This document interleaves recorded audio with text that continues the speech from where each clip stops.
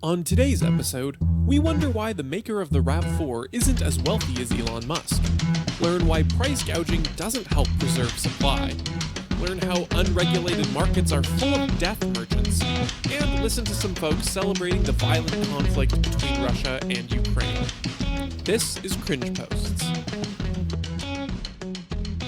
Hello, friends. Welcome to this episode of the Cringe Posts podcast. This is the show where we gather the cringiest political and cultural takes in your feed. We break down where they went wrong, try to challenge some of the underlying assumptions and all that, try to have a laugh along the way as well. I'm here with my co-host Britt, and I'm Donald.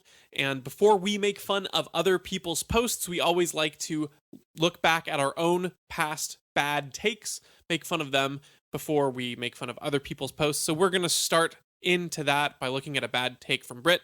Before we do that, just a reminder to like and share and subscribe, all that good stuff that helps us out. And if you want to view any of these posts and you're listening to the audio version of this podcast rather than the video version available on YouTube and Odyssey, then you can do so at cringeposts.com, where we provide a visual companion to the show where you can see these cringes in all their visual glory. With that all out of the way, let's go ahead and get started and take a look into Britt's past cringe. This one is from December of 2010.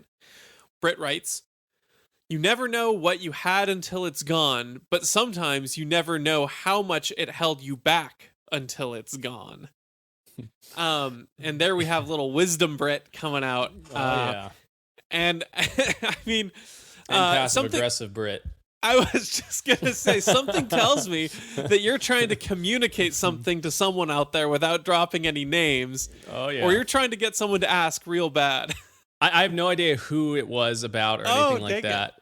But Man. I'm sure it was about some girl or something that something wasn't working out or something. And I wanted to passively aggress her, or as the cool kids call it, subtweet, at them that, we something had stopped or whatever. Because 2010, I would have been about 15 or 16. I just you and I see this a lot with our past posts. We try and take some common phrase, and then we try and turn it around a little bit and be like, ooh, here's my deep wisdom on this common everyday thing. So it just reeks of that, which I was embarrassed to see it. And then I also just know for a fact this was me trying to tell someone yeah, I'm going to be better off without you now. And so, yeah, you're gone, but, take that. You held me back. What's funny is my grandmother, who just passed away, rest in peace, she commented on it. I can't remember exactly what she said at the moment, but basically just kind of acknowledging that yeah, you're a youngster, stop being so silly. And I always appreciate that, as a young person, you sometimes look at my parents told me, they're look, Britt, at 11, you're going to be about 13 or 14 here soon. And you're going to think that we take stupid pills, every day when you're thinking about decisions and we give you advice. But just trust me, we don't take stupid pills. They're just pills of life that have happened over, 30, 40 years now. And I remember showing up at 14, 15, and they're telling me, hey, don't date that girl, or don't go do this, or hey, maybe this isn't a wise decision. And me thinking what do you know? I'm so much smarter. You're so dumb. And it's no, people that are older than you, have a right to kind of have insight into your life and to speak into it, even if you don't want it. Obviously I didn't listen enough to prevent eye burners like this post, but I think I turned out okay. I'm a self-sustaining and adult now with a wife and a house, so I think I did okay. Well, so in some sense, then the post is actually right, because you were being held back. It wasn't until this mysterious person was out of your life that you then got married and have a successful career. You know what I'm saying? So yeah, 8 years later or whatever. Yeah, all of that was hinged on this one relationship that you're better off without. That was the catalyst to unlocking full potential, Britt.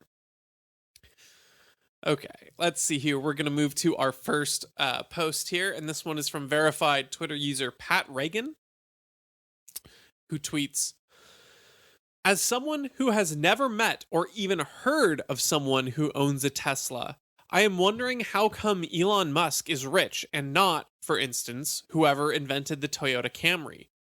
How about whatever boss lady came up with the RAV4? Why doesn't she buy Twitter?" I like this to start because it's I don't know anyone who has a Tesla. That means that it can't exist, which is just such a funny frame of reference to especially where you and I, the area we live, you drive into like Bellevue or you go to the Bellevue everywhere. Mall and you cannot go into that parking garage without seeing at least 3 or 4 Teslas, if not more.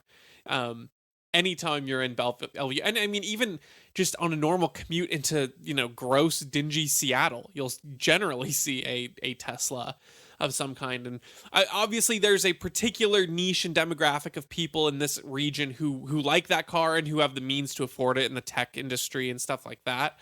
But I guess, by my measure, it's more like, they're cheaper in some instances though, Yeah. Oh yeah. like, Sure. yeah. Yeah, they absolutely can be. I just mean that, the sample that we view from is going to be Yes. biased in the other direction, right? Of course. And that's more, what I'm making fun of here. So it's, from our perspective, it's why isn't Elon Musk double as rich as he is? Based on how often I do see them here, which is just kind of a silly way to do it. But the other thing is, and I don't know for a fact, but the Toyota Camry or the RAV4, you'd have to compare it to quote unquote a Tesla.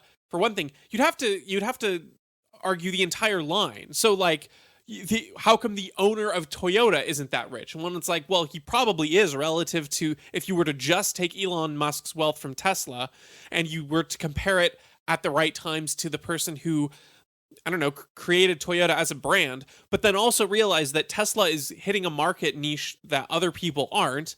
And Elon Musk, moreover, is obviously investing that wealth in many other ways and has done that. I mean, did that with PayPal to make Tesla. So it's just a very weird, shallow kind of comparison to say, look, there's one kind of car that I don't see anywhere. How come, Elon Musk is so rich from that when I see other kinds of cars everywhere? And it's like, well, there's a lot of reasons that can go into that, but your comparison is just a very weird starting point to begin with. Yeah.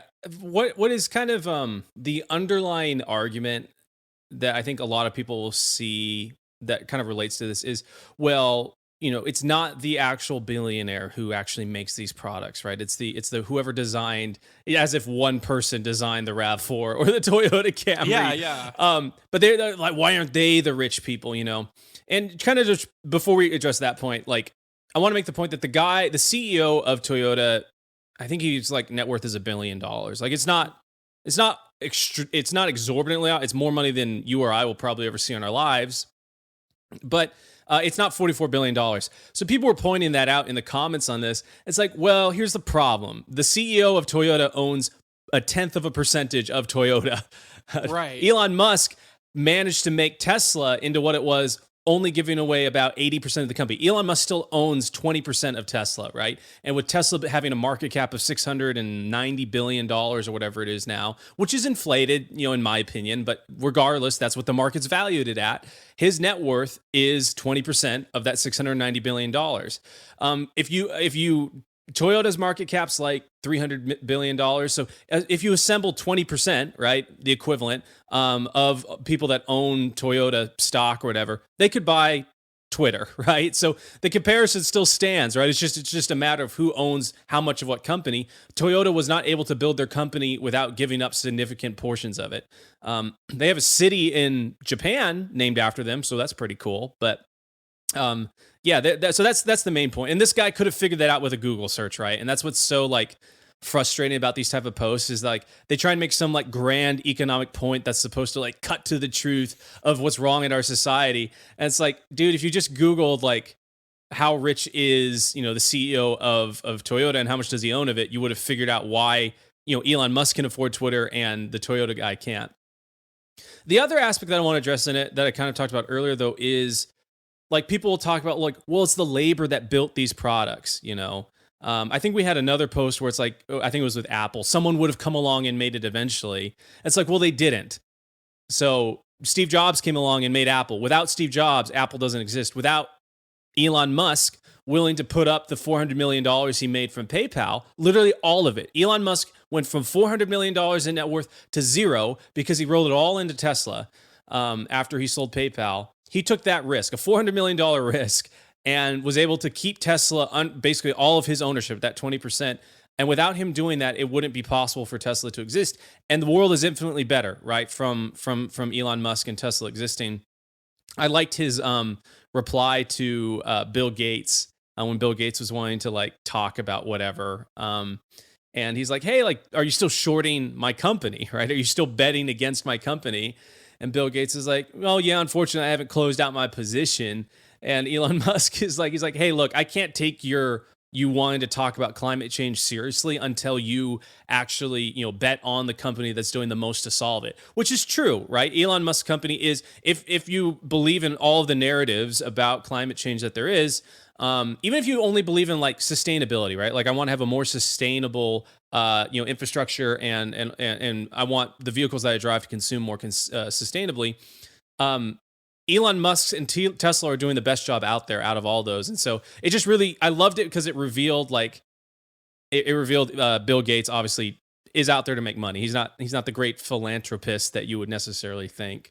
I don't know how I got sidetracked on that, but all that to say, the world is better off because of Tesla. Not one person invented a Tesla or the Model 3. It took teams of hundreds, thousands of people. But the only reason those hundreds and thousands of people were able to work on a Tesla was because Elon Musk assembled the capital and bet on it, right? If at the end of the day, a Tesla, drove out of the factory and it blew up because it wasn't able to work, the person that would have $0 in their bank account is Elon Musk. And the people that would have some sort of salary in their bank account would be the people that worked on it, right? So who's taking the risk at that point? We all know who it is. Yeah. And the sort of the question about that this asks, the car that I see everywhere, the sort of market that is the maybe less expensive to initially buy, but everywhere cars, the Toyota Camrys, the RAV4s. Why is that, that one person who designed them not rich or whatever, unlike Elon Musk? And I like how, when you were talking about the difference in the owner of Toyota only having that 0.1%, or is that right? 1/10 of a stock, Yeah, or so? 1/10%. Yeah, 1/10%, versus, Elon having that 20. And it makes me think about how when people see like large presences of bigger businesses, they often just assume it's all pure revenue and all pure profit that's being generated from all these different factors. And oftentimes the reason why companies that are big and superfluous in a market are able to expand is because they've generated enough of a profit to do so. But what is oftentimes not accounted for are the operating costs, the expansion costs. And so you think about something like a Toyota Camry, and like if those, if you have 10 of those on the market to every one Tesla, it doesn't mean that they're making 10 times as much as that Tesla, right? Because one, labor and parts and all that sort of, and the operating costs and factories needed to operate to produce 10 times as many cars or whatever costs that money. And sure, everything is done in order to generate a profit, but there's a rate of return. It's not just a 10-to-1. They're making 10 times more than Tesla is. Also, your profit margins are going to be different. But people like this often forget about the level of investment that needs to be sunk into something like this, in order for a bigger scale to happen. So it's like, yeah, you might see, like I think a great example would be, it's like you might see the iPhone more frequently than you do, say, a really high end, I don't know, like designer phone or something like that, right? But that alone does not mean the fact that Apple is, outperforming this one luxury phone 10-to-1. If the luxury phone is hitting a very specific niche market that is willing to pay 10 times of what it's worth, if you're thinking about like gaming phones, there are some really insane gaming phones out there for some reason that have like liquid coolers, built-in fans, all these crazy accessories meant for gaming on your phone. And it's like the costs on those are wild, expensive and crazy due to the components and things like that, but they're hitting a market that is necessarily not aimed to be the mass market of like another Android phone or an iPhone or something like that. And so, it's like I've seen, 10 iPhone SEs to one ROG gaming phone or something like that, that must mean that the iPhone SEs are bringing in more profit. And I'm not using this as an example to say, but in fact, the ROG makes more. I have no idea. I don't think so. But using that as an illustration of something where the ways that you can appeal to different markets and to different consumers and values, you're not always necessarily going for the superfluous. Now, in best case scenario for Elon Musk, everyone's driving a Tesla, and I think that's part of the expansion with like the Model 3 and stuff, trying to make more affordable versions. But especially the initial runs of Teslas were not designed to compete with the RAV4 or the Toyota Camry. And so being profitable for a Tesla Model X looks a lot different than being profitable for a RAV4. And so relative to their different markets, you can see 10 times as many RAV4s as you do Model X's, and the Model X's still can be outperforming their benchmarks and making more of a profit than the RAV4s, because it's not an equal, it's not an equal distribution. You're not just trying to go for, and I think this is a common mistake of people who have never worked in sales or don't own a business or don't have any kind of marketing experience, where you don't realize that you're not always going for the most people all the time everywhere. Sometimes you just want to be... That's a strategy. Yeah, right. That is a strategy, but it's not the only strategy, and it's definitely not the strategy of Tesla in the in their initial launch. In more and more it is, but so to act as though I see more of this thing than I do that. How is this person rich and the others not? Even if it only had to do with the auto industry, which I think is a very shallow level understanding of Elon Musk and what he's done. Even then, you're lacking a complete analysis from the marketing perspective there. Yeah, and that is the beauty of firms competing for people's business, right? Because they're, if you see like a 4-quadrant, you see this a lot in market analysis. Like, at the very top right, there's like the cheapest product at the highest quality, right? Which that can exist in some cases, but like you usually don't exist up there by yourself for very long unless you have some crazy trade secret. And everyone kind of like moves around in that quadrant based on things. And depending on what your preference is, right? Like you can, if you have higher desire for quality, you'll fall into the top left quadrant. If you have lower, desire for quality, you're going to be in a different space.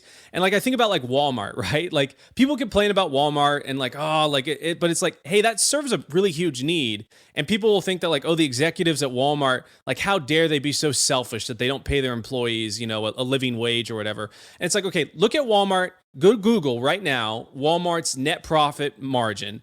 Their annual net profit margin is 1.4% or something like that. It's under 2%. It's dismally small, meaning after all the money is spent in a year, after the $550 billion of goods are sold, they walk away with 1.5% in net profit. Now, people would, if you ask a person like, do you think Walmart could afford to pay their employees $1 extra per hour?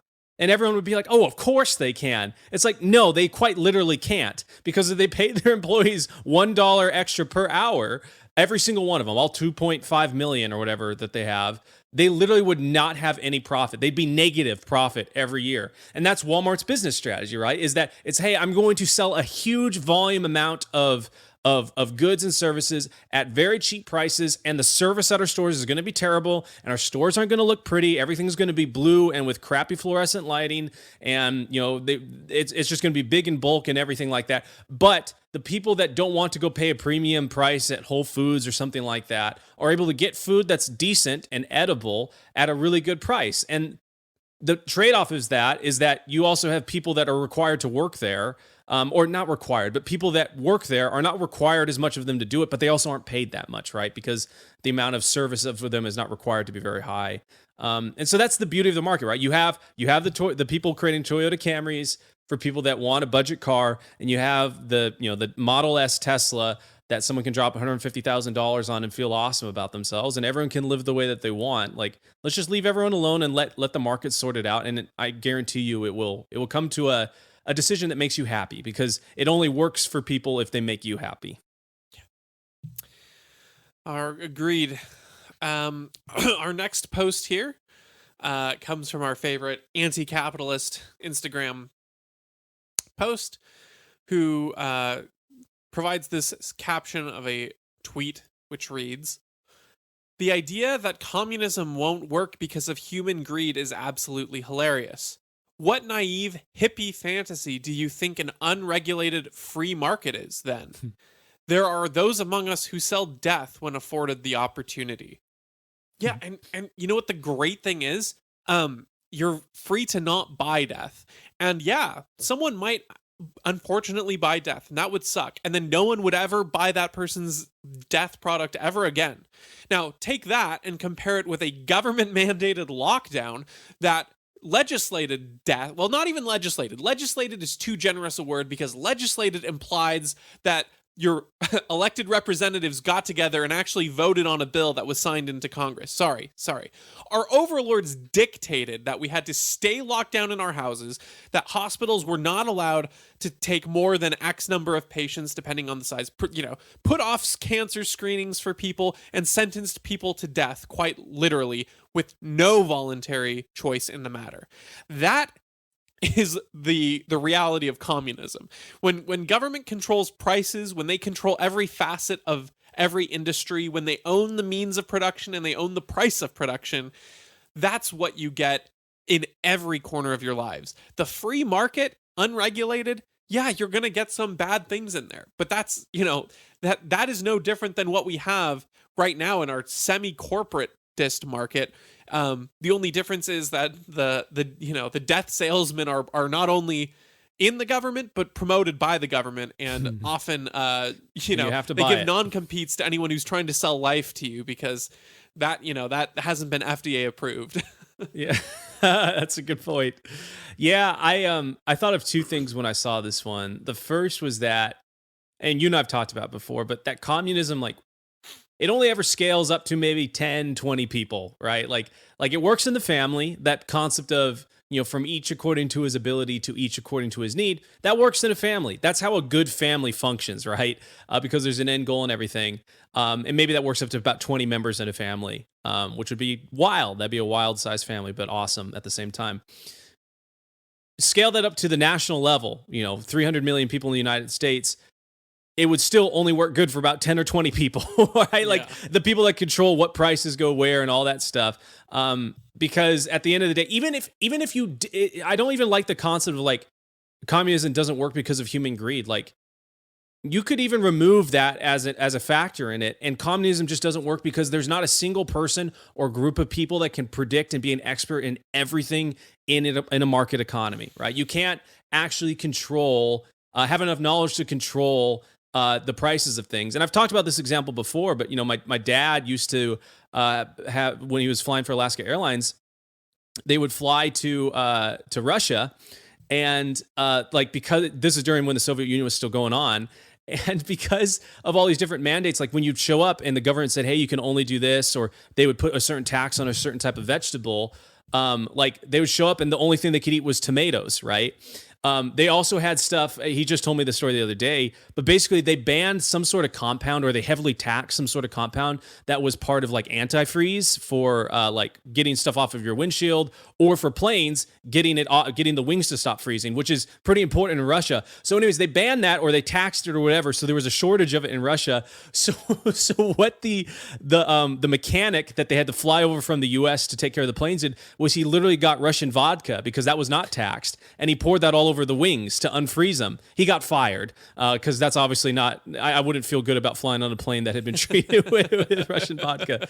But that's what happens in a communism run society, where people are trying to control all the different things. Is you get these crazy externalities and crazy outcomes, because the only way for a system to balance itself is for it to naturally happen. When you start intervening and kicking out the natural flow of it, that's when you get these really weird things where the only thing to eat is tomatoes.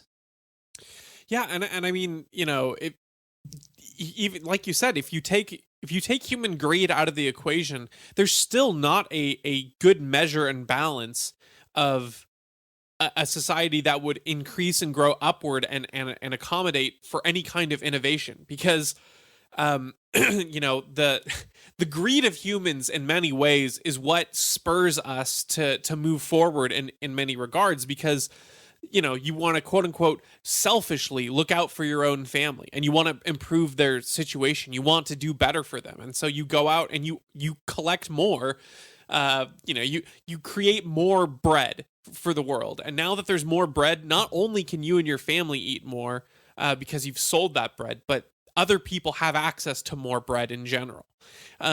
It's not even, it's not even a matter of human greed being just this necessary evil that gets utilized. Is that what we can, I would say, there is a level of greed that is just inherently sort of this vice of greed, but the inclination towards quote unquote selfishness isn't always this intrinsic evil of I'm gonna be selfish to the point of hurting another person. Selfishness often is the driver that you can use to better yourself and society around you as a result of it. Selfishness often is what causes competition, which can be the spur that keeps technology going. I liked what I think Elon Musk said the other day, where he's like technology doesn't just get better. You actually have to have people working really hard and figuring that out, right? And if you got rid of the idea of greed or whatever, and you provide no actual incentives, you can be the nicest person in the world, but you still don't necessarily have that drive to produce that innovation, to build on top of what it already exists, unless the government is telling you to do that.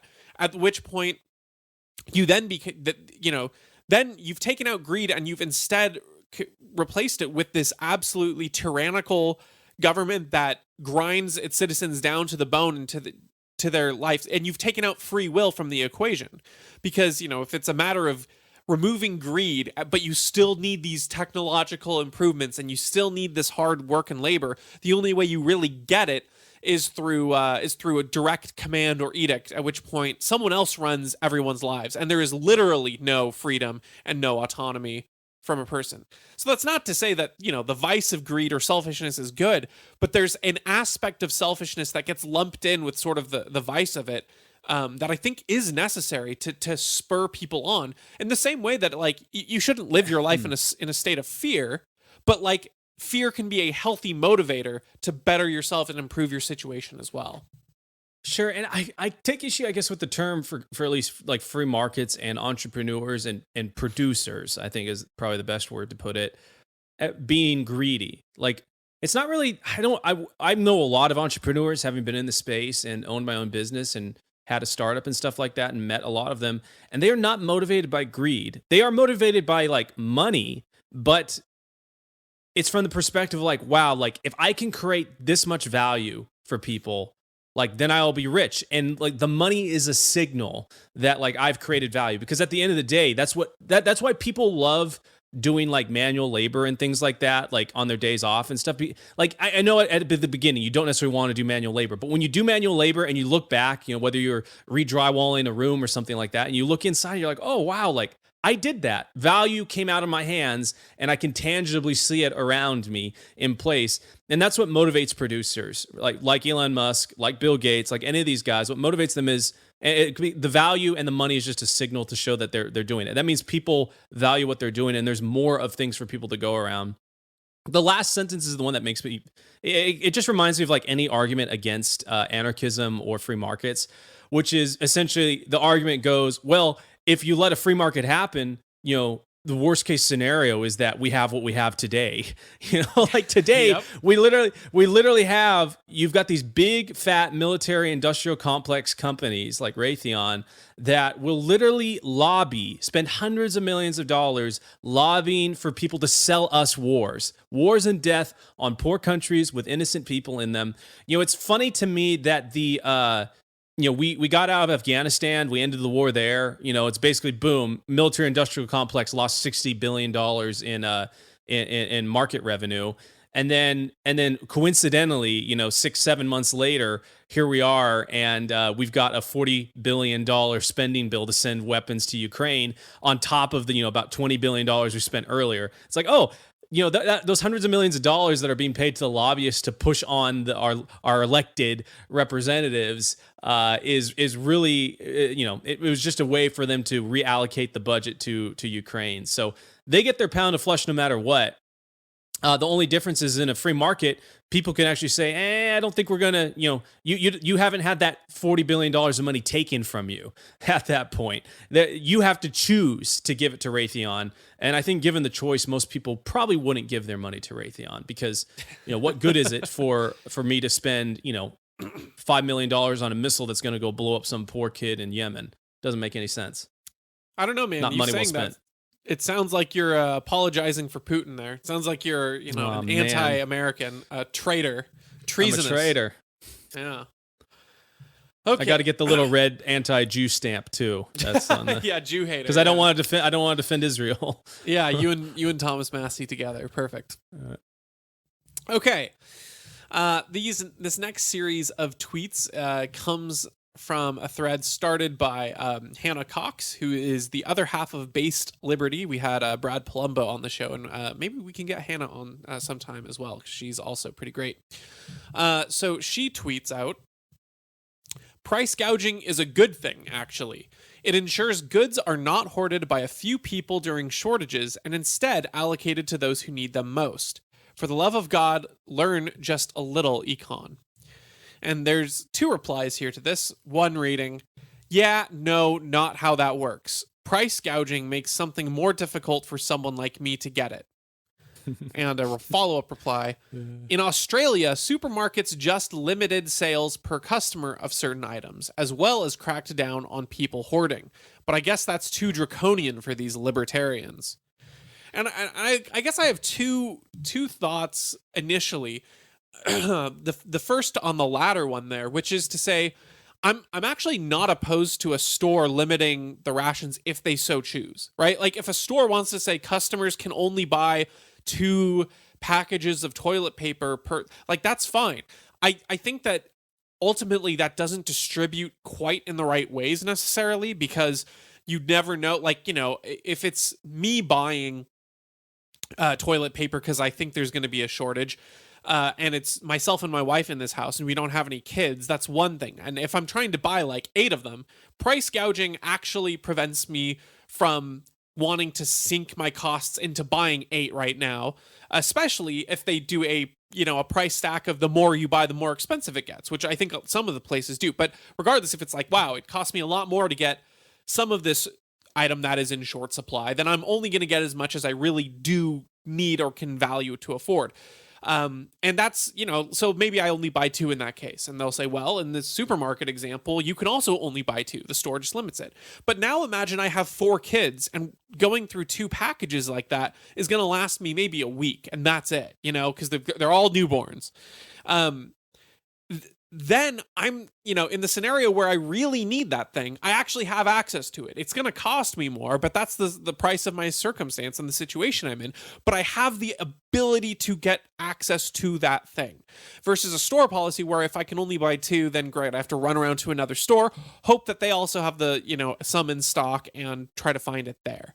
And so, as far as in Australia, supermarkets just limited sales, that's fine. Like, sure, let stores do that in the US if they want to. I don't think that often is the best way to distribute, but if that's their, their attempt to fight, higher prices and price gouging, sure, that's fine. Just don't institute it on a national level, because then you end up with the same problem of everyone just going around buying, and then people not having access to the greater number when they actually need that. Because like we were talking about in the previous communism example, it's impossible for any single entity to know and plan that economy and know what people need and to be able to set those exact quantities in perfect. So it might sound reasonable for you to limit, the number of carton of eggs you can buy to 3 cartons per customer. That might sound reasonable to you, but you don't know what the needs are of a particular family or of someone's life.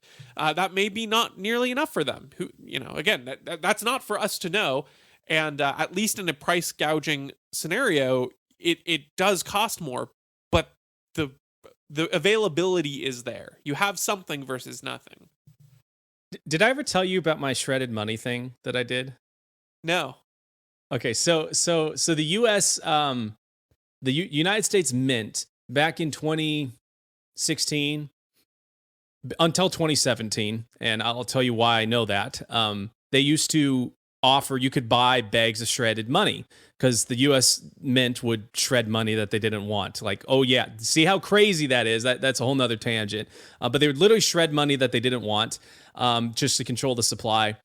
And they would sell it on their site for like $15 or something like that. And I was working at a company and we were doing this promotion where basically like to like get a customer's attention, I would ship them a box of shredded money with a note inside that says, "Hey, this is about $10,000 in shredded currency. This is how much you're wasting on whatever service. We can save you this much per year."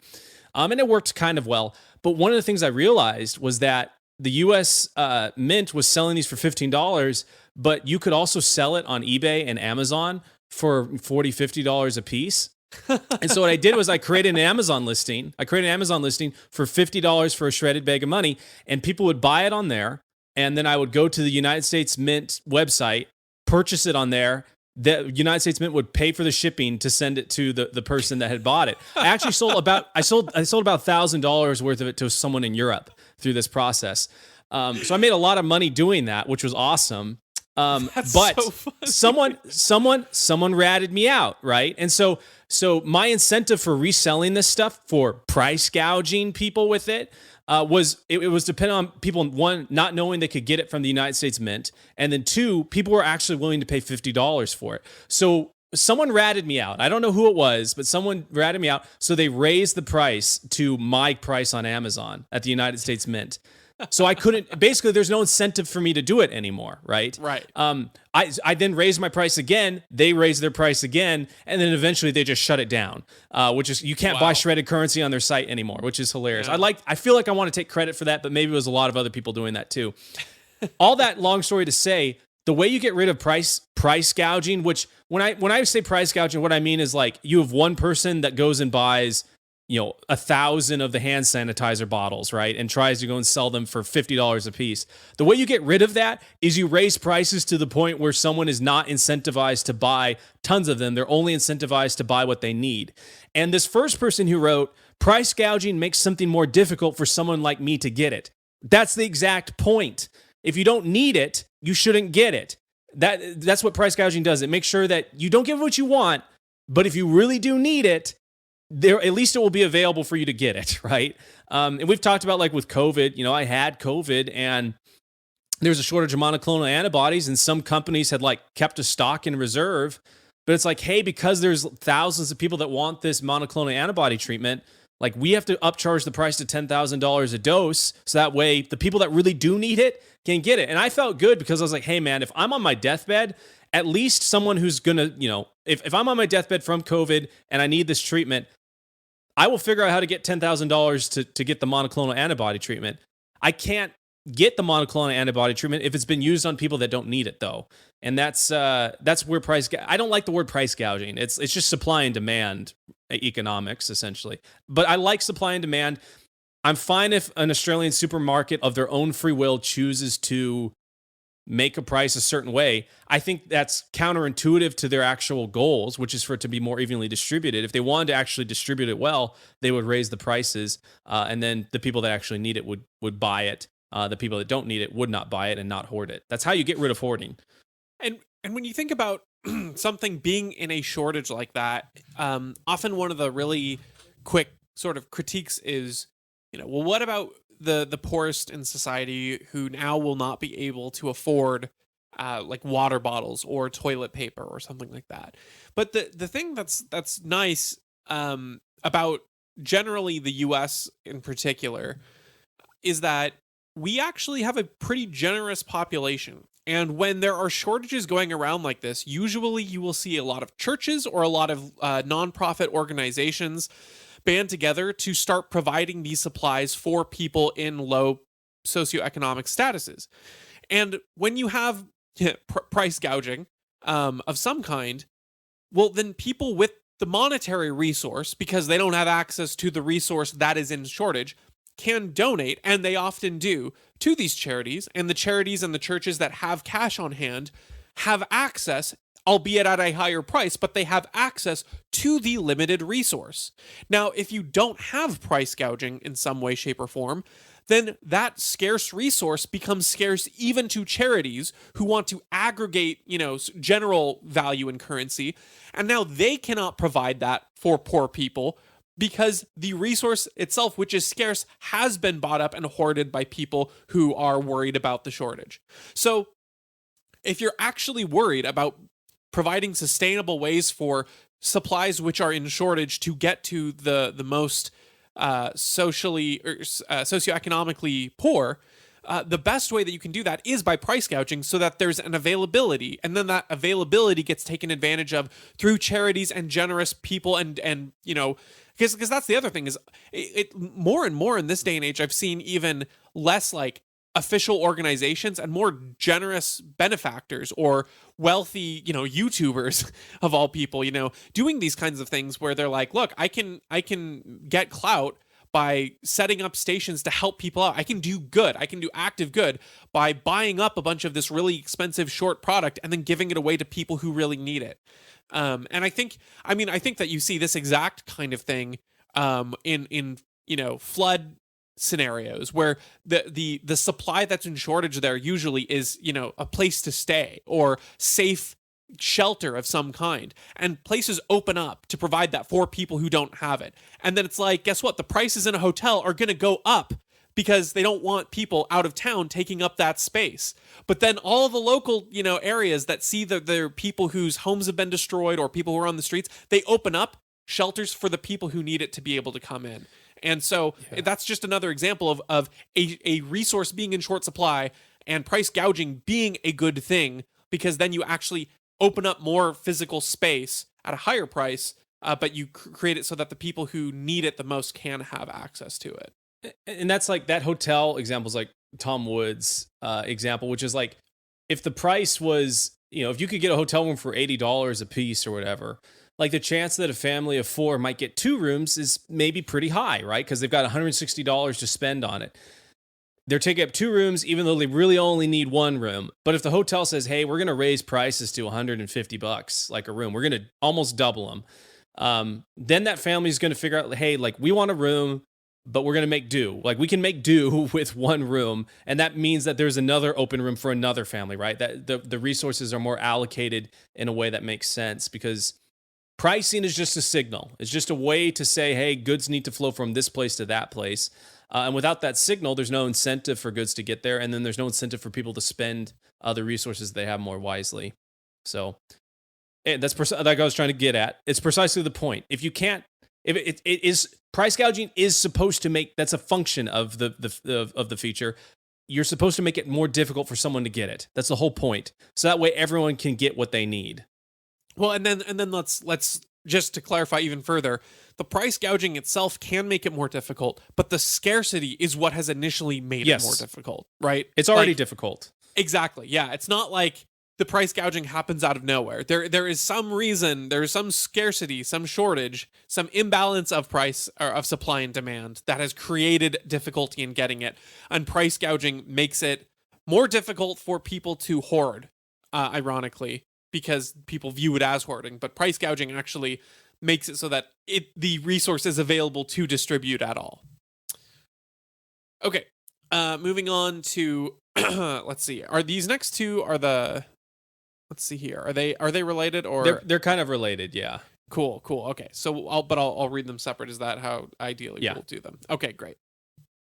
So this post comes from Adam Kinzinger, who is, of course, Warhawk #1, and I believe he's either currently not a representative or he won't be, because like I think his district got eaten up or absorbed in the population votes or something like that. But he was a very Warhawky Republican and kind of in the Liz Cheney wing of the Republican Party. So he quote retweets Dmitry Polyansky, who Polyansky tweets, "Good occasion to celebrate, but still a lot for us to do to denazify Nazi Ukraine." And they're talking about the Azov surrender, and Kinzinger quote retweets that saying, "Coincidentally, I'm celebrating the 27,000 dead Russian soldiers and a baker's dozen dead generals. How embarrassing for you. Hashtag Slava Ukraine."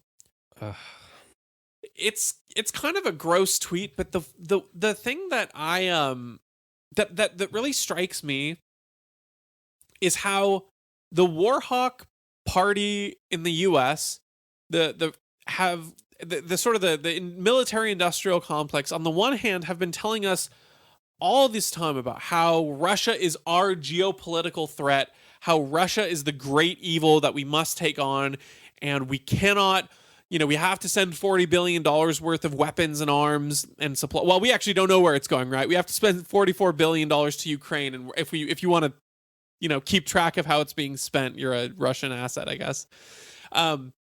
We're sending all this to them to stop this behemoth Russia. And then also, on the other hand, they can't do anything right. 27,000 dead soldiers and 13 bacon generals. Boo hoo. We're so much. I'm like, which one is it, you guys? Like, are they an absolute disgrace and Ukraine is winning the war? Or are they the great evil that the West needs to contend with? It seems like a very convenient narrative to shift depending on how they want to rally their base at a given moment. Yeah, and just to be clear for everyone, right? You and I don't necessarily really like the Russians invading and killing innocent Ukrainians either. And I think what was striking about this exchange was these are two government officials, and they're literally they're two sides of the same coin, right? Like you've got Dmitry here, like they don't care that there are Nazis in Ukraine. If the Nazi party was the Azov battalion and the coup that happened in 2014 was a coup that they put in place, they'd be totally fine with everything going on. The only reason they don't like it is because it's a group that's against them, right, and threatens their national sovereignty. Which I guess there's some point to it, right? Like if they install the Nazi regime down in Mexico, we'd be pretty upset too. But regardless, it's just propaganda. That's what it is. And then you've got Adam Kinzinger, who it's like, oh, I'm so much better than the Russians, but even comes out with even more grotesque tweet celebrating the death of 27,000 Russian soldiers that probably don't want to be in Ukraine, right? Like that's the people that get hurt by war are usually the people that had nothing to do with it and if given their own choice would live peacefully with the people that they're going to go kill, right? Given that they're not indoctrinated or anything like that. And I can't help but think that from what I understand, there's a pretty large public sentiment against the war in Ukraine, in Russia. And so I can't help but think that, most of those Russian soldiers probably don't want to be there either. So I don't know, man. It's like, I don't like any country doing what they're doing, but I'm not going to celebrate innocent people or people that are essentially slaves, right? They've been conscripted into the Russian military service and forced to go to a foreign country and die. I'm not going to celebrate that. I guess I'd be okay with maybe the generals in some ways because, those guys try and push for war and they're very political. I wouldn't be, I'm not going to say that. But there's a lot of people on both sides that I think should be tried for war crimes. Everyone from George W. Bush to Obama to Joe Biden to Putin. They all deserve to be tried for war crimes and probably hung or put in jail for life with a bunch of people that don't like them. And that's what struck me about this whole thing. It's like every political group, whether they're in Russia or they're here in the United States, they all sound the same if you take a step back and look at them. They all are advocating for war. They're all advocating for war that funds their friends and consolidates their power and distracts from whatever problems are going on at home. They're all part of the same coin. And so when you're looking at and condemning things in Russia, you probably ought to look at our politicians as well and realize they're no better than the folks over there. In a lot of ways, America is the empire, right? We are the stormtroopers that go to the foreign planet or the foreign country and send innocent soldiers down that kill other innocent people and then have them come back with blown off legs and things like that. Like we are the great evil. And I think America has a lot of reckoning to do with that. And it's just, I don't know. I had some hope, with the Republicans. And I guess Adam Kinzinger was never a Trump Republican, I guess. But No. One of the things that came out of it was Trump never started new wars. That was a big talking point for supporting him. But with this whole Ukraine thing, and this next lady we're going to read, she's a Republican person as well. It's just crazy how quickly our memory fades about how much we liked that Trump was not a warmonger. Now we're supporting. There's some great evil for us to go send people to die for. Right. Yeah, let's move to this next one since it is pretty related in this vein, and we'll sort of the natural progression of the conversation will flow from it. So this lady replies to that tweet saying, "You go, guys. Since Great Britain and the US turned the tide of World War II with all their hero soldiers, Zelensky and his nation of pride is keeping Third World War at bay. I salute all of Ukraine and those nations, keeping them going with military hardware and supplies." And I love this idea. Zelensky is keeping the Third World War at bay. Really? Is that why he was at one point seeking a military ceasefire with Putin? But now, after the 40 billion of supplies that the US is sending, that I should say this new payment of 40 billion supplies that the US is sending to Ukraine, he has now changed positions and has said, no, we will not be looking for any sort of peaceful resolution with Putin. There will be no ceasefire. Like, how do you think that's helping keep the Third World War at bay? How is, nations keeping them going with military hardware and supplies? That's what it's literally doing. It's keeping the conflict going. I was thinking about this morning about how, I may have some problems with the idea that St. Augustine wrote about with just war theory. But one of the tenets of just war theory is this idea that the war has to be winnable for it to be just, right? And, whether or not you want to consider this winnable for Ukraine or Russia or whomever, the basic idea there, I think, is that you shouldn't be engaging in a conflict if it's going to just be a bunch of bloodshed and violence, even if you are ethically justified to, you're not in the wrong here. If you have no chance of it changing anything, all you're doing is causing needless harm and bloodshed and violence and those sorts of things. And that's one of the tenets of this just war theory.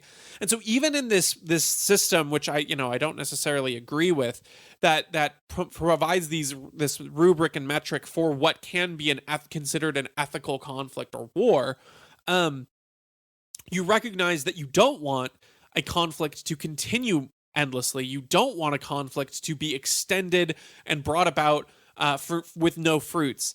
And really, that's what this tweet is sort of guilty of crossing into, is this, the nations that are keeping this going are heroes. And it's like, no, nations that are prolonging this conflict and making it last longer and preventing a peaceable resolution from happening they are not heroes by any means. And the fact that our contribution of 40 billion or whatever has made it so that Zelensky no longer feels that there is a need to work out any peaceable resolution with Russia is a very, very troubling sign, because it means we've extended this conflict and we've extended the deaths and the harms and the atrocities that will be committed for it, because we've made peace a less feasible option. It reminds me of, because people will talk about Ukraine, and if you're like, hey, I don't think we should send $40 billion over there, like, if they don't stoop to the level of calling you a Russian asset or traitor, they will say, well, dude, like, how can you not be sympathetic towards the people over in Ukraine? And it's like, I actually am more sympathetic than you are by my actions and by what I think should be done, right? Like, if I was to liken Ukraine to what, like, a real world scenario, it's like you and me sitting down at a restaurant and there's some UFC fighter, sitting across from us at another table. And I keep looking at the UFC fighter. I'm like, hey, this Donnie guy, he thinks he can kick your butt. Like, and keep insulting him. I keep insulting him through the whole dinner. And then eventually the guy gets up. He's like, oh, I've had enough of this. And he comes over and he starts punching you, and you guys get in a fight and you get beat up a little bit. That would be crazy. That would be nuts. I'm sorry. I would never do that to you. But let's just say I did. You keep getting beat up. And then it's like clearly you've lost, right? Like, you've lost. Best thing to do would be like, hey, UFC fighter, hey, Conor McGregor, Donnie are going to leave now. Like, you won. Good job, dude. Like, we're going to leave now, lick our wounds and recover. But instead, I stood you up and I said, UFC fighter, he's got plenty more in him. Like, he can go all day. And to quote Captain America, I could do this all day. And stand you up, and you just keep getting beat up and beat up and beat up until, eventually you're put in a wheelchair because you just didn't know when to quit, or I didn't know when to quit for you. That's essentially what we're doing for Ukraine. And the Ukrainian people, at least. The only difference is we make money off of them continuing to fight, which makes it all the more sinister. We just, it's like, man, Ukraine is up against Russia. There was a chance for a ceasefire. Certain little thing, not little, but certain things like, hey, Ukraine is not going to join NATO. Just give them that concession, which was never going to happen in the first place, right? We were never going to let Ukraine was never going to join NATO. Just give them that, and then we can avoid all of this needless bloodshed on both sides. We can avoid the 27,000 Russian soldiers dying, all the thousands of Ukrainian citizens and soldiers that are dying. But instead, we just keep propping it up. And, I think I've heard certain people talk about this, like, hey, this war could potentially go on for years at this point with these people being armed. I mean, Ukraine basically has been put on an even playing field with Russia. In terms of like their amount of strength. So there's not an actual good conclusion to it. And that's what's so striking to me about the comparison to World War II and World War I. I guess more World War II, but in World War I, like if we had just let World War I play out, the US never got involved, like we unbalanced that conflict so that a good, actual, fair resolution could come to pass. Instead, we got the Treaty of Versailles, which unbalanced everything, right? It made it so in favor of Britain and France and all these countries, and such a disfavor to Germany that, it made way for the rise of Hitler and World War II. And then again, we got involved again in World War II, and all that. So it's just funny. And, these war hawks who loved that Trump never started new wars salute Ukraine and all the deaths of innocents, which it's just weird, man. It's like these people don't. I guess I believe more and more in that NPC meme. It's on both sides. It's on the liberal side and it's also on the conservative side. Yeah, and the one thing I would add too is it's like when we say that we make money off of it, off sort of the war profiteering that exists. It's like the American people don't by any means. No. The government officials and the weapons arms companies do, but then they just circulate that within themselves, and meanwhile you get taxed to pay for it all. So it's pure profit for them, and any cost comes out of your own pocket as a taxpayer. Which on the heels of or not the heels, I should say, at the eve of what should be an upcoming looming recession is not exactly the most healthy thing for the American people. It's not even like we're in an unprecedentedly healthy economy that can sustain this kind of thing. And I think Scott Horton points it out a lot, how, if we were in an economy, or maybe it's Dave Smith, maybe them both, but, if we were living in a realistic economy where we weren't just making up money and printing money and taxing it for future generations, if we actually had to balance what we spend against the reality of production that we have in those things, we wouldn't be able to afford all these wars, and we wouldn't be sending 40 billion so willy-nilly. But the fact that the government effectively owns the means of the creation of money, and it's all tied to nothing, means that they can just print themselves this money to send, and then you end up paying the cost, which is what we're seeing with inflation, and I think, again, a looming recession ahead. So, keeping this conflict going by sending them supplies and hardware is not a heroic thing. It screws the people over there, and it screws the people over here, unfortunately. Totally agree. And all right, that is our show for today. So thank you so much for tuning in and listening. As a reminder, like and share and subscribe this if you've got the chance. It helps us grow, which we love to see. And we will catch you later on the next one.